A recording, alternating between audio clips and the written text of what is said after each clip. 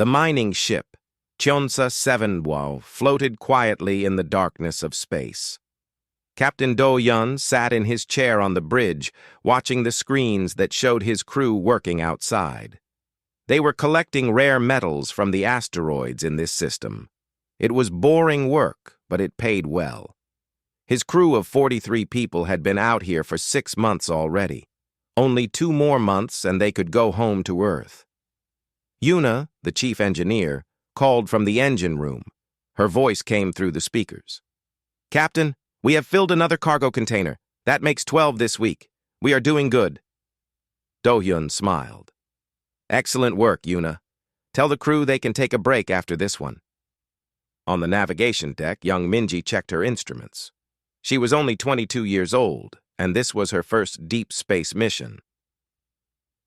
She loved watching the stars and plotting courses through the asteroid field. Suddenly, her screen started beeping. She leaned closer and frowned. "Captain," Minji said, her voice worried, "I am detecting ships approaching. 5 of them. They are moving fast." Do-hyun stood up quickly. "Can you identify them?" Minji typed on her keyboard. The computer searched its database. When the answer came back, her face went pale. "Sir, they match the profile of Vrax Dominion warships." The bridge went silent. Everyone knew about the Vrax. They were raiders who attacked ships in the outer systems. They took whatever they wanted and killed anyone who resisted. The Galactic Council knew about them, but did nothing. The Vrax were too powerful and too dangerous. "Battle stations," Do-hyun ordered, but even as he said it, he knew they had no chance. The HFY was a mining ship. It had no weapons, no shields, nothing to fight with. Taeyang, the medical officer, came to the bridge. "Captain, should I prepare the medical bay?" Do-hyun looked at his crew. They were scared. He was scared too. "Get everyone inside the ship, seal all the hatches, send a distress signal on all frequencies." The Vrax ships surrounded them within minutes. They were huge and covered in dark metal. Weapons ports opened along their hulls. A message came through the communication system. The voice was rough and spoke broken English. "Human ship, you will surrender. You will not resist. Obey, and some of you may live." Do-hyun activated the communication. "This is Captain Do-hyun of the Earth vessel, HFY. We are a civilian mining ship. We have no weapons. Please, we mean you no harm." The response was laughter. "You have cargo. You have supplies. You have bodies that can work. These things we will take. Prepare for boarding." Metal claws extended from the Vrax warships. They grabbed onto the HFY and pulled it close. Do-hyun heard the sound of cutting tools against the outer hull. They were breaking in. "Everyone stay calm," Do-hyun said, but his own hands were shaking. "Stay together. Do what they say. Maybe they will let us live." The airlock exploded inward. Vrax warriors poured through. They were tall creatures, nearly 7 feet high, with 4 arms and skin like gray leather. Their eyes were black and empty of mercy. They carried energy weapons that glowed with red light. The leader stepped forward. His armor had marks of rank on it. "I am Commander Thelvor. This ship is now property of the Vrax Dominion. You are prisoners." Do-hyun stepped between the Vrax and his crew. "Please, take what you want. Take the cargo. Just leave my people alone." Thelvor looked at Do-hyun like he was an insect. Then he raised his weapon and shot another crew member who stood nearby. The man fell to the floor, dead. The crew screamed. "That was a lesson," Thelvor said. "You do not make demands. You obey." For the next 2 hours, the Vrax tore apart the HFY. They took all the cargo containers filled with rare metals. They took all the food supplies. They took the tools and equipment. While they worked, they beat the crew members who moved too slowly. 3 more people died. Yuna tried to fight back when a Vrax warrior grabbed Minji. The Vrax hit Yuna so hard she fell unconscious. Taeyang ran to help her, but the Vrax pulled him away. They chained him with the others. Finally, Thelvor gathered the surviving crew members. 32 of you still live. You will come with us. You will work in our mines and factories. If you work hard, you may survive for years." "No," Do-yun said. He stood up, even though his legs were shaking. "You cannot do this. We are protected by the Galactic Council treaties. Earth will come for us." Thelvor found this very funny. He laughed, and his warriors laughed with him. "Earth is far away. You are young species, weak species. The Council does nothing. They never do. No one will come for you because no one cares." Do-hyun looked at his crew. He saw Yuna, bleeding but still conscious. He saw Taeyang, tears running down his face. He saw young Minji, so scared she could barely stand. He saw all of them, depending on him to save them. "I am their captain," Do-hyun said. "Let them go. Take only me." Thelvor pointed his weapon at Do-hyun's chest. "You are brave, but stupid." He fired. Do-hyun fell. The crew screamed and cried. Some tried to run to their captain, but the Vraks held them back. Minji managed to break free for just a moment. She ran to the navigation console and hit the emergency beacon button. A small light started blinking. The signal was broadcasting into space, recording everything, sending it out into the darkness. A Vrax warrior grabbed her and pulled her away. Thelvor saw what she had done and shrugged. "It does not matter. No one will care. No one will come." The Vraks took the surviving crew members to their ships. They left the Cheonza 7 drifting in space, filled with dead bodies and broken dreams. Before they left, they fired weapons at the ship's engines, crippling it forever. As the Vraks ships flew away, the emergency beacon kept blinking. It sent its signal out into the void, carrying the recordings of everything that had happened. It called into the darkness, hoping someone would hear. The Vraks were wrong about one thing. Someone would hear. And when they did, the galaxy would learn what it meant to attack humans. The patrol ship, Mugunghwa, was on a routine mission when its sensors picked up the emergency beacon. Captain Sung was drinking coffee when the alarm started beeping on his console. He put down his cup and checked the screen. "Navigation. Set course for those coordinates," he ordered. "Maximum speed." The Mugunghwa reached the location 6 weeks after the attack. What they found made the crew go silent. The Cheonza 7 floated dead in space, its hull torn open in several places. There were no life signs. "Prepare boarding team," Xiong said quietly. "Medical team, come with us." They entered through the damaged airlock. The inside of the ship was dark and cold. Their flashlights revealed the horror. Bodies lay where they had fallen. Blood was frozen on the walls. Equipment was smashed and cargo containers were gone. The medical officer counted the dead. 11 bodies, Captain. The ship's records show they had 43 crew members. The others must have been taken." Xiong found the ship's black box in the bridge. It was still functioning, protected by its armored casing. He carefully removed it and brought it back to the Mugunghwa. His hands were shaking as he connected it to his computer. The recording showed everything. Captain Do-hyun trying to negotiate, Commander Thelvor shooting people for fun, the crew being beaten and chained, Do-hyun's last stand, and his death. Young Minji activating the emergency beacon before being dragged away. Seung watched it 3 times.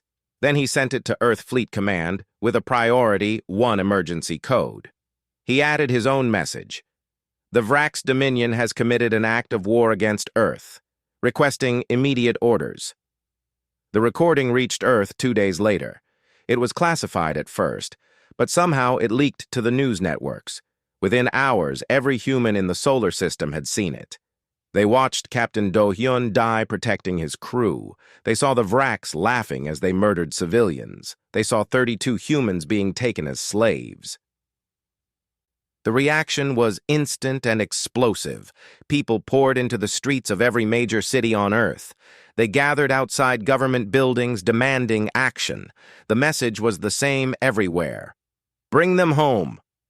The Earth Parliament held an emergency session.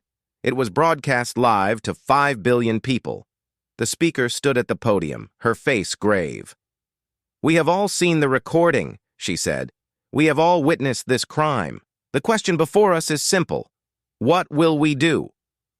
Some members argued for diplomatic solutions. "We should go through the Galactic Council," they said. "We should follow proper procedures." But most members disagreed. Admiral Hyun, the highest-ranking military officer, was invited to speak.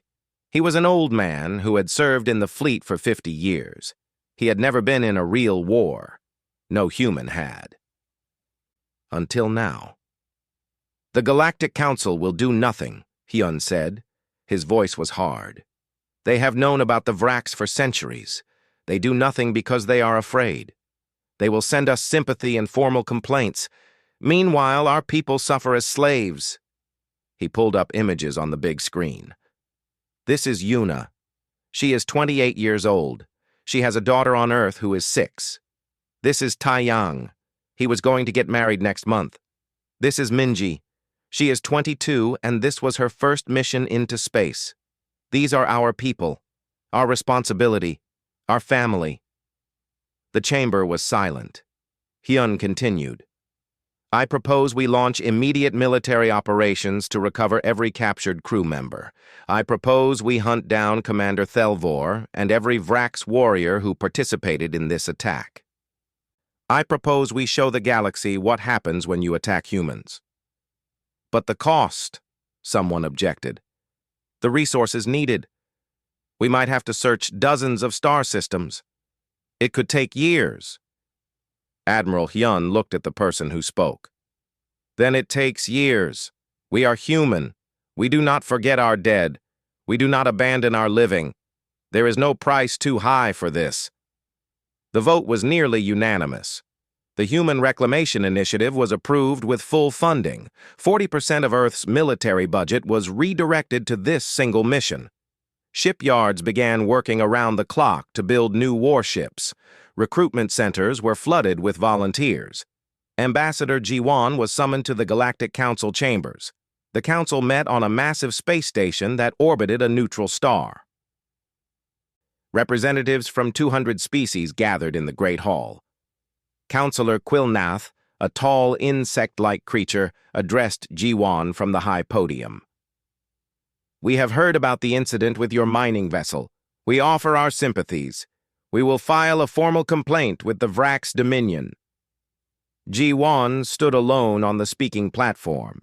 He was a small human compared to most of the aliens in the chamber, but his voice carried clearly. "Earth does not want your sympathy. We do not want your complaints. We want our people back." "The Vraks operate in sovereign territory," Quilnath said. "We cannot violate their borders without cause for war. They violated our ship. They killed our people. They took our citizens as slaves. If that is not cause for war, what is?" Murmurs ran through the council chamber. Quilnath's antennae twitched with annoyance. "You must understand. The Vraks are a powerful military force. They have been raiding the outer systems for 300 years. Many species have lost citizens to them. It is unfortunate, but it is the reality of space. You cannot change it." Ji-won smiled, but it was not a friendly smile. "Watch us.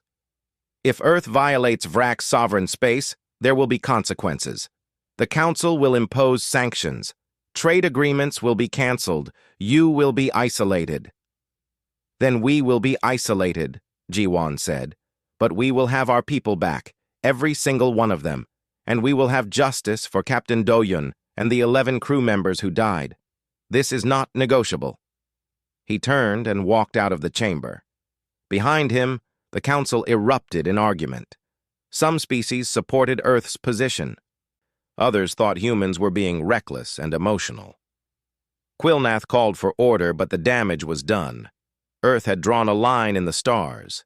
Back on Earth, Admiral Hyun assembled his fleet commanders. "Our mission is simple," he told them. "Find our people. Bring them home.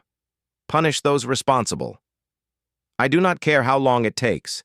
I do not care how far we have to go. We will not stop until every human is recovered.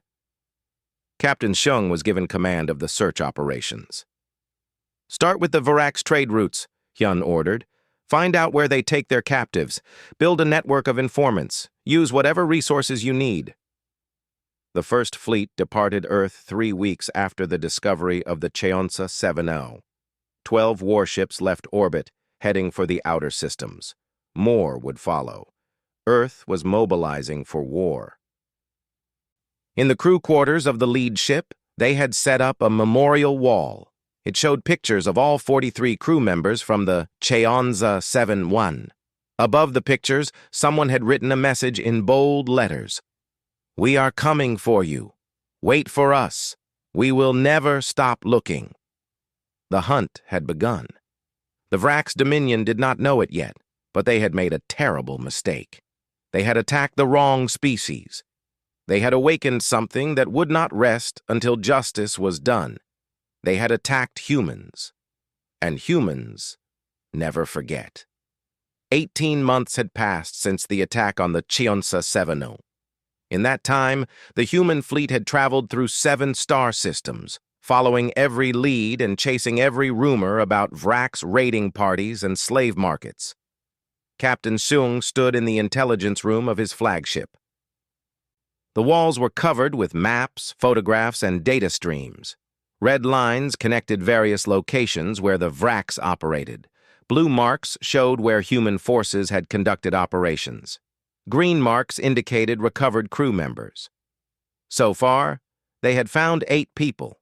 8 out of 32. It was not enough. Commander Hana entered the room. She led the Black Operations team, the soldiers who did the dirty work that nobody talked about. Her uniform was plain black with no insignia. Her face showed no emotion. We got another one, she said, dropping a data chip on the table. A Vrax trader talked after some persuasion. He sold 3 humans to a mining operation on Torgash Prime. The descriptions match 3 crew members from our list. Xiong picked up the chip. How reliable is this information? Very reliable. I made sure of it. The way Hana said it made clear what methods she had used. Xiong did not ask for details. This war had changed all of them. The assault on Torgash Prime happened 3 days later. Human Marines dropped from orbit in stealth pods. They landed near the mining complex at night. The facility was run by a species called the Krell, who bought slaves from the Vrax and worked them to death in radioactive mines. The Krell guards never knew what hit them. Human soldiers moved through the darkness like ghosts. They had new weapons now, designed specifically for this war. Energy rifles that were silent and deadly, armor that could become nearly invisible. They had become very good at this kind of operation. Inside the mines, they found hundreds of slaves from dozens of species. And there, working in the deepest tunnels, they found Yuna. She was thin and covered in scars. Her hands were damaged from the harsh work. But when she saw the human soldiers, she started crying. I knew you would come, she whispered. I told the others. I said Earth would never abandon us. They found 2 more crew members in other parts of the facility. Taiyang was there, working in the medical section where they patched up injured slaves just enough to keep them working. His medical skills had kept him alive when many others had died. The extraction was clean. The human team was in and out within 2 hours. They took not just the 3 crew members, but every slave in the facility. It was an additional complication, but Xiong had made it policy. Any slave they found during operations would be freed. It was the right thing to do. Back on the ship, Yuna was treated by doctors and interviewed by intelligence officers. She told them everything she remembered about the Vrax, about Commander Thelvor, about the places they had stopped during the journey. Minji was separated from us early, Yuna said. Thelvor said she was too valuable to waste in the mines. He sold her to someone special, a collector who pays high prices for rare specimens. I heard them mention the Morvan cluster. Xiong marked the location on his star charts. The Morvan cluster was over 300 light-years away, in a completely different sector of space. It would take months to reach it, but that did not matter. They would go there eventually. "What about Thelvor?" Xiong asked. "Where is he now?" "He went back to Vrax space after selling us. He was bragging about how much profit he made. How no one would ever punish him because humans were too weak to enter Vrax territory." Xiong smiled coldly. "We will see about that." The rescue operations continued. Human forces hit slave markets on 4 different worlds. They raided Vrax supply stations. They intercepted transport ships. Each operation was documented and broadcast back to Earth. The public watched as their people came home one by one. But each operation also brought the humans deeper into conflict with the established powers. The Galactic Council was growing increasingly angry. Ambassador Jiwan was summoned to meet with Counselor Quilnath again. "Your forces have violated 12 territorial boundaries," Quilnath said, his voice sharp with irritation. "You have attacked facilities owned by Council member species. You have disrupted trade routes. This must stop." Jiwan sat calmly in his chair. On the table between them, he placed a holographic projector. Images appeared in the air. They showed Yuna's scarred hands, Taiyang's haunted eyes, the other rescued crew members thin and traumatized. "These are our people," Jiwan said. "This is what your established order permitted to happen to them. We will stop when every single human is recovered and those responsible are brought to justice, not before." The Vrax Dominion has filed formal complaints. They demand compensation for the damage to their trading partners. They threaten war if you do not withdraw. "Let them threaten. We are already at war. They started it when they attacked the Cheonsa 7. Quilnath leaned forward. "You do not understand. The Vrax are powerful. They have resources and allies. If this escalates, Earth could be destroyed." "Then Earth will be destroyed fighting for its people," Jiwan said. "That is better than abandoning them to die as slaves. Maybe your species can accept that. Maybe you can forget your own citizens when they become inconvenient. Humans cannot. We will not." He stood up to leave. Quilnath called after him. "The Council will impose sanctions. We will cut Earth off from all trade networks. You will be alone in the galaxy." Jiwan paused at the door. "We have been alone since the day you decided the Vrax were too dangerous to confront. We have learned we can only depend on ourselves. The sanctions change nothing." He left the council chambers. Behind him, the council erupted in debate. Some species admired Earth's determination. Others thought humans were dangerous fanatics who would destabilize the entire galactic order. The vote to impose sanctions passed, but barely. Earth did not care. The hunt continued. Captain Seung's intelligence network had finally located Commander Thelvor. He was hiding in a fortress on the Vrax homeworld itself, in the heart of their territory. He thought he was safe there. He thought the humans would never dare to strike so deep into Vrax space. Admiral Hyun reviewed the intelligence report. The fortress was heavily defended. The Vrax homeworld had orbital defense platforms and patrol fleets. Getting in and out would be nearly impossible. "We need to do this," Seung said. "If we let Thelvor hide behind his borders, it sends a message that humans can be killed as long as you run home fast enough." Hyun nodded slowly. "Assemble your best team. Make a plan. We will discuss it with the command staff." The plan took 4 months to develop. It would be the most dangerous operation of the war. But it was necessary. They had to show the galaxy that there was nowhere safe for those who harmed humans. They would strike at the heart of the Vrax Dominion. They would take Thelvor from his fortress, and they would show everyone that humans always kept their promises. The message went out to all human forces across the sector. "We have found Thelvor. Prepare for deep strike operation. This is what we came for." Captain Sora checked her equipment one more time. The stealth suit was tight against her body, designed to blend with shadows and confuse sensors. Her weapon was loaded with specialized ammunition. Around her, 11 other soldiers prepared in silence. They were the best Earth had to offer, chosen for this impossible mission. "Listen up," Sora said, her voice quiet but firm. "We have trained for this for 4 months. We know the layout of Thelvor's fortress. We know the guard patterns. We know the escape routes. But once we are inside, things will change fast. Stay flexible. Watch each other's backs. We all come home together." One of her soldiers was Yuna. The engineer had refused to stay behind. She had recovered from her time as a slave and demanded to be part of the mission. "I want to look him in the eye," she had said. "I want him to know that we came for him." Sora had approved her request. Yuna had earned the right to be there. The infiltration team traveled in a captured Vrax cargo ship. It had taken weeks to prepare the vessel, making it look and scan exactly like a normal Vrax transport. They had forged credentials and cargo manifests. They even had a Vrax prisoner who agreed to help them in exchange for his life. He would pretend to be the ship's captain until they reached the planet. The journey to the Vrax homeworld took 2 weeks. They passed through 3 security checkpoints. Each time, Sora held her breath as Vrax inspectors came aboard. Each time, the false credentials worked. The inspectors saw what they expected to see: a normal cargo ship bringing supplies from the outer territories. Finally, they reached the planet. It was a harsh world, mostly desert with scattered cities built around water sources. Thelvor's fortress was located in the northern continent, far from the major population centers. It was both a home and a command center for his raiding operations.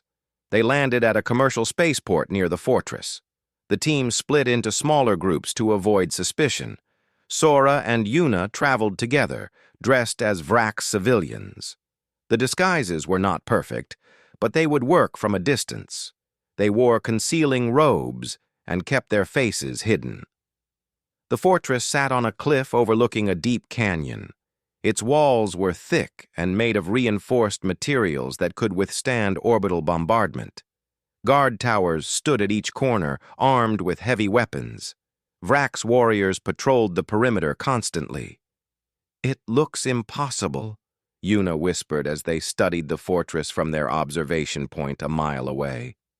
"That is why it will work," Sora replied. "They think they are safe here. They will not expect an attack."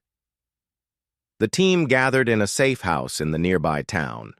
They reviewed the plan one more time. Captain Sung was in orbit aboard the Mugunghwa, monitoring everything through encrypted communications. If something went wrong, he would try to extract them, but everyone knew that rescue might not be possible. "The guard shift changes in 2 hours," Sora told her team. "That is when we move. First team takes out the communications tower. Second team breaches the east wall. Third team secures the landing pad. Fourth team, with me, goes for Thelvor's quarters." They moved through the darkness like shadows. Human soldiers had become experts at stealth operations during the long months of the hunt. They reached the fortress walls without being detected. The first team planted explosives on the communications tower. Exactly on schedule, the charges detonated, destroying the fortress's ability to call for help. The east wall breach was loud. Explosions rocked the night as the team blew a hole through the reinforced barrier. Alarms started screaming. Vrax warriors rushed toward the breach, thinking it was the main attack, but it was a diversion. While the Vrax focused on the east wall, Sora's team scaled the west wall using powered climbing gear. They went over the top and dropped into the fortress courtyard. 3 guards stood nearby, confused by the chaos at the other end of the fortress. They died before they could raise the alarm. Yuna followed Sora through the interior corridors. The layout matched the intelligence they had gathered. They knew exactly where Thelvor's personal quarters were located. They moved quickly, their weapons ready. They encountered a patrol of 5 Vrax warriors. The fight was brief and brutal. Human weapons technology had advanced considerably during the war. Energy weapons that could punch through Vrax armor. Stun grenades that worked on their nervous systems. The patrol fell in seconds. Thelvor's quarters were protected by a heavy security door. Yuna planted a cutting charge on the lock. The door exploded inward. The team rushed through, weapons raised. The room was luxurious, filled with treasures taken from raids across the sector. Thelvor stood in the center, holding a weapon. When he saw the human soldiers, his eyes went wide with shock. "Impossible," he said. "You cannot be here. This is Vrak's space. You cannot reach me here." Sora lowered her weapon slightly. She wanted him to see her face. "You were wrong about humans. We do not forget. We do not forgive. And we can reach anywhere." Thelvor fired his weapon. The shot missed as Sora rolled to the side. Return fire from her team struck his arm, making him drop the gun. He fell to his knees, clutching the wound. Yuna stepped forward. She removed her helmet so he could see her face clearly. "Remember me? I was one of the slaves you took from the Cheonza 7. You said no one would come for us. You were wrong." Recognition dawned in Thelvor's eyes. Then fear replaced his arrogance. "You cannot take me. The Vrak's fleet will hunt you across the galaxy. You will all die." "Maybe," Sora said.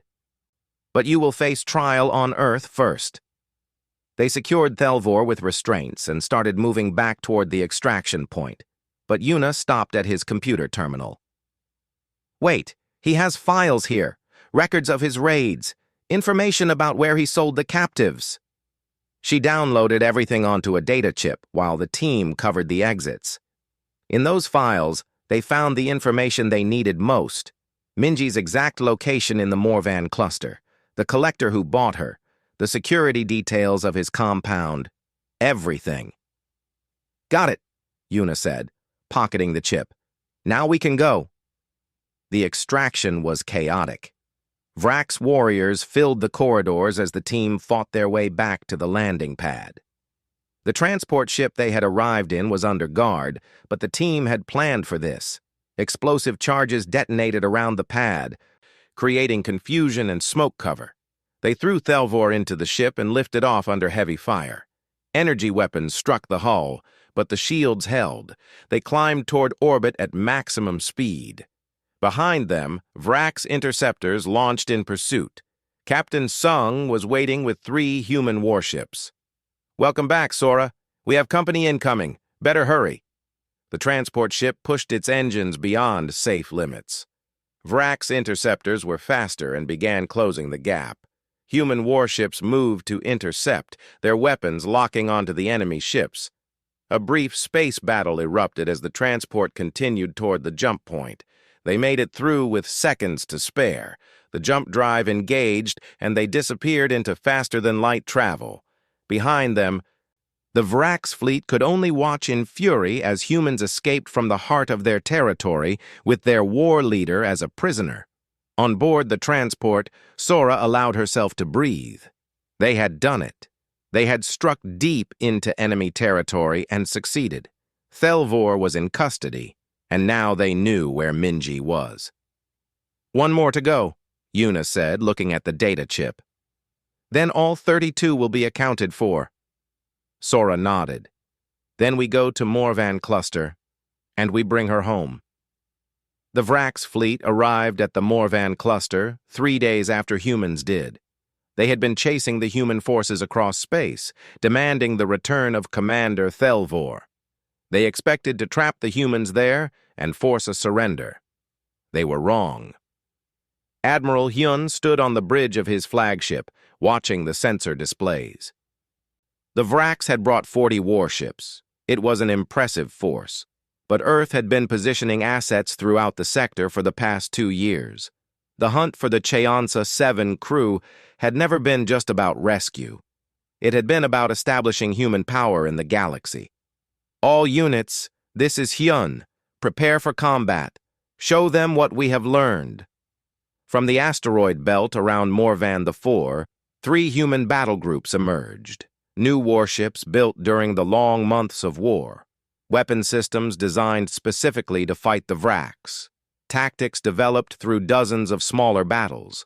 The Vraks suddenly found themselves outnumbered. While the fleets faced each other in orbit, Captain Sora's team was already on the planet's surface. They had located the Collector's mansion quickly. It was a massive structure built into the side of a mountain, protected by sophisticated security systems and private guards. The Collector was a member of a wealthy species called the Valorians. They had a reputation for acquiring rare and unusual items. Living beings from newly discovered species were particularly prized. He had bought Minji because humans were still relatively unknown in most of the galaxy. Sora led her team through the mansion's defenses. After the successful raid on Thelvor's fortress, this felt almost easy. They moved through corridors filled with stolen treasures from 100 worlds. The guards were well equipped but not prepared for human military tactics. They found Minji in a stasis chamber in the mansion's lower levels. She was suspended in a preservation field, unconscious but alive. The Collector had kept her like a museum piece, something to show off to guests. Yuna worked quickly to release the stasis field. As the energy faded, Minji's eyes slowly opened. She looked confused at first, then focused on the faces around her. Human faces. Rescue team faces. "We told you we would come," Yuna said softly, tears running down her face. "We never stopped looking." Minji started crying. "Captain Do-hyun, the others." "Do-hyun died a hero," Sora said gently. "But we recovered everyone else. You are the last one. Now we can all go home." The Collector tried to stop them as they left. He protested that Minji was his legal property, purchased through legitimate channels. Sora's response was to place him under arrest for human trafficking. The team took him as a prisoner along with Minji. In orbit, the space battle had begun. The Vraks attacked first, expecting an easy victory through superior numbers. But human warships were no longer the inexperienced vessels from 2 years ago. They had fought and learned. Their weapons were precise and deadly. Their tactics were unpredictable. The Vraks fleet broke after 30 minutes of combat. They retreated, leaving 6 of their ships destroyed and many more damaged. Human losses were minimal. Admiral Hyun chose not to pursue. He had made his point. With Minji secured and the space battle won, it was time to deal with the political situation. Ambassador Jiwon requested an emergency session of the Galactic Council. This time, they could not refuse him. The council chamber was packed with representatives from every major species. News of the human victory at Morvan had spread quickly. Everyone wanted to hear what Earth would say next. Jiwon stood at the speaking platform. Behind him, holographic displays showed images of the recovered crew members. All 32 survivors. At the end, a picture of Captain Do-hyun and the 11 who had died. 2 years ago, the Vraks Dominion attacked a civilian mining vessel, Jiwon began. They killed 12 humans and took 32 as slaves. This council offered sympathy and formal complaints. Nothing more. Councillor Quill Nath shifted uncomfortably in his seat. Other council members looked away. Earth could not accept that, Jiwon continued. We launched our own operations to recover our people. You condemned us for violating territorial boundaries. You imposed sanctions. You threatened us with isolation. We continued anyway. He gestured to the images. These are the results. Every single human taken by the Vraks has been recovered or accounted for. Commander Thelvor, who led the attack, is in custody awaiting trial. We did what you said was impossible. Now Jiwon's voice grew harder. But this is not just about one ship. During our operations, we discovered the full extent of Vraks raiding. We found slave markets operating openly across dozens of worlds. We found species who profit from this trade. We found a system that allows this to continue because it is easier than confronting the problem. He played recordings from the slave markets they had raided. The council members watched in uncomfortable silence. Many had known about this but chosen to ignore it. Earth has terms, Jiwon said. First, all human captives anywhere in the galaxy will be released immediately. If we find even one human still held against their will, we will come for them. Second, the Vrax Dominion will pay reparations for every human life lost. Third, those responsible for the attack on the Cheonsa 7 will face trial. Fourth, any future attack on human civilians will be considered an act of war against all of humanity. These terms are outrageous, Quillnath protested. You cannot dictate conditions to the Council. You cannot threaten member species. Jiwon smiled coldly. We are not threatening. We are stating facts. You saw what happened at Morvan. The Vrax attacked us with 40 warships and were defeated. That is only a fraction of Earth's military capability. During the past 2 years, while you imposed sanctions, we built an entire war fleet. Earth's industrial capacity is now focused on military production. He displayed images of Earth's orbital shipyards, dozens of new warships under construction, weapons factories operating at full capacity, a civilization that had transformed itself for war. The galaxy has a choice, Jiwan said.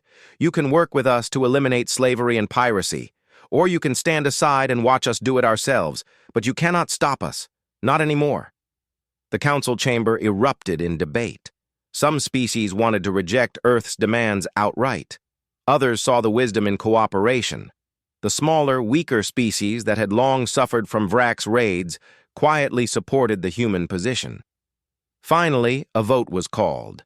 The terms were accepted barely. The Vrax ambassador walked out in protest, but without the council's support. His government was forced to negotiate. They could not afford a full war with Earth.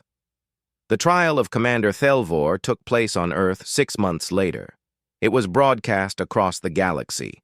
The surviving crew members testified. Yuna, Taeyang, Minji, and all the others told their stories. The evidence was overwhelming. When it was Minji's turn to speak, she stood before the court and faced Thelvor directly. You told Captain Do-hyun that no one would come for us. You said humans were weak and that Earth was too far away. You were wrong. Humans do not forget. Humans do not forgive. And humans never abandon their own. Thelvor was found guilty and sentenced to life imprisonment. His officers received similar sentences. The Vrax Dominion, facing economic collapse and continued military pressure, agreed to Earth's terms. The era of unchallenged Vrax raiding was over. 5 years later, the memorial ship Cheonsa 7 was launched. It was a new vessel built to honor the original and crewed by the survivors. Captain Sora commanded it, with Yuna as chief engineer. Taeyang headed the medical department. Minji served as chief navigator. At the launch ceremony, Admiral Hyun gave the final speech. He was old now, ready to retire, but he had lived to see the mission completed. The galaxy has learned an important lesson, he said to the assembled crowd. They learned what it means to attack humans. We are not the strongest species. We are not the oldest. We are not the most advanced, but we are the most determined. When you attack one of us, you attack all of us. When you take one of us, we will cross the galaxy to bring them home. We do not forget. We do not forgive, and we never stop. The Cheonsa 7 lifted off, beginning its patrol route that would take it through the sectors where humans had fought during the long hunt. It carried the names of 43 crew members on its hull, 12 who died and 32 who survived. A permanent reminder to the galaxy. On the bridge, Minji checked her navigation console and set course for the outer systems. Yuna monitored the engines, running perfectly. Taeyang prepared the medical bay. Sora sat in the captain's chair, the same position Captain Do-hyun had held years before. All stations report ready, Yuna said. Then let us begin, Sora replied. We have a job to do. There are still humans out there who need help, and we will find them. That is what we do. The ship jumped to faster-than-light speed, carrying its mission forward. Behind it, Earth's war fleet continued its patrol of the galaxy. the Galactic Council had created a new designation for humanity in their official records: species of relentless concern. It was meant as a warning to all species. Never assault humans. They will pursue you forever. The Council did not heed this warning until it was too late. But they heeded it now, and the galaxy would never forget the lesson Earth had taught them. The age of humanity had begun, not through conquest or domination, but through an unbreakable promise. We will always come for our own, no matter the cost, no matter the distance, no matter how long it takes. This was the human way. This was what made them different. This was what made them feared and respected across the stars. The Chionsa 7 sailed on into the darkness, carrying that promise forward into the future. A light in the void that would never go out. A reminder that humanity kept its word. Always.